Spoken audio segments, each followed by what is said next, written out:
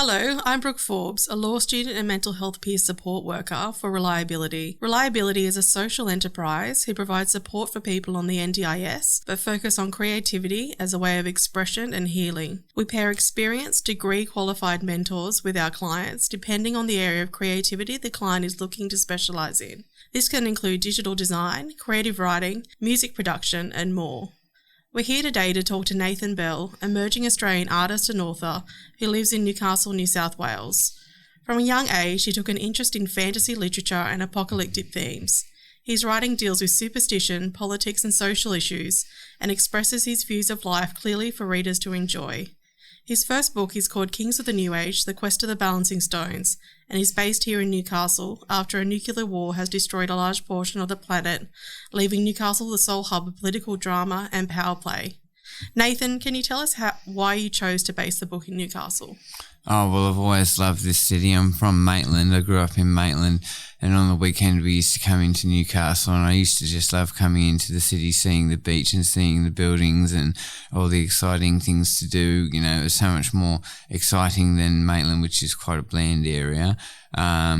But I've always wanted to live in Newcastle, and I moved in here about 7 years ago, and I've been living here since, and I just love the city. I love being a part of the community, so I wanted to base my book in Newcastle just because I love Newey. How did you ensure the book was an accurate depiction of Newcastle? Well, when I was writing the book, me and my mentor Bob, we actually drove around to all the different locations where the action in the book takes place, and we looked at the environments at the different areas, like up at Fort Scratchley's and Civic Park and down around near Market Town, all the different places where the action takes place. And we planned out the scenes based around the environment. And also, I drew numerous maps of the city. Like, I think I drew 2 or 3 maps of the city to depict different sections of the book playing out. For example, during the Revolution, when Frankie DeLuca, Mickey DeLuca, Eagle, and the others hijacked the gun shipment, which they drive from Brown Street all the way down to Market Town, where they wait to hijack the gun shipment.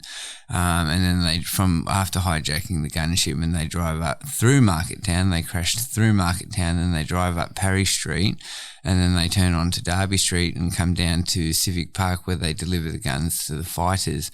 Now, all that was drawn on a map of the city. And there are other scenes that were drawn on maps of the city as well, like when Josh has to transport the poison over to Fort Scratchley so he can drug the water supply. He makes his way across the harbour and up to Horseshoe Beach, and then comes up and makes his way up to Fort Scratchley's over the park, and that was all drawn on a map as well. So there was a lot of map drawing involved in writing the book. So that's why the book is so detailed and represents the city so well. It reflects the actual layout of the city so well because of all the maps that were drawn, really. Excellent. There's 2 storylines in this book. Can you explain these to us? Yeah, well, both storylines start in the city, and then the heroes Nate, Jacob and Angel escape the city through the tunnels under the city and make their way out into the suburbs, which have become an apocalyptic wasteland. So that timeline follows the heroes as they journey off into the broader New South Wales, and the other timeline stays in the city and follows the revolution which takes place in the city to overthrow the tyrant General Bruce. How are the political themes explored in the book? Well, the book really, especially the city timeline, is really driven by faction warfare, by the idea of faction warfare. See, in the city timeline, there are all the different groups in the city. There are the union movement, the workers' union, there are the mafia, there are the military, members of the military, there are the gang, the gang that has taken over the city, and there are other factions within the union movement as well within the book, and they're all in rivalry with each other, competing for dominance over the city, especially after the revolution overthrows General Bruce. This leaves a power vacuum in the city, and then all these rival groups start battling for control over Newcastle. So it's based around all these different political rivalries which exist in the real world and taken to an extreme in this situation where there's no formal government anymore. How are mental health themes explored in the book? Well, it's a controversial look at mental health, which I've taken in this book, because the character is diagnosed with schizophrenia.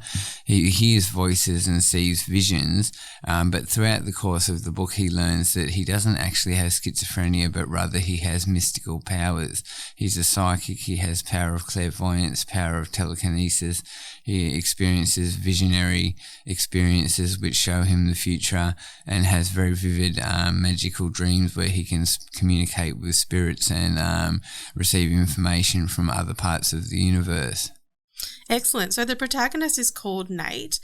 Is he based on yourself at all? Yes, he is based on me, except I'm not a magician. He's based on me in that he's a busker, a street performer, and that's how he makes his money. He's based on me in that he lives in the apartment that I used to live in for about 5 years. And some of his friends are based on my friends, but obviously I'm not a magician. I can do some simple magic tricks, but even now I haven't been practicing, so I'm certainly no magician. How are superstitious themes explored in the book? Well, it all draws on New Age sort of ideas. If you can categorize New Age as an idea, it's such a broad spectrum of ideas in the mythos.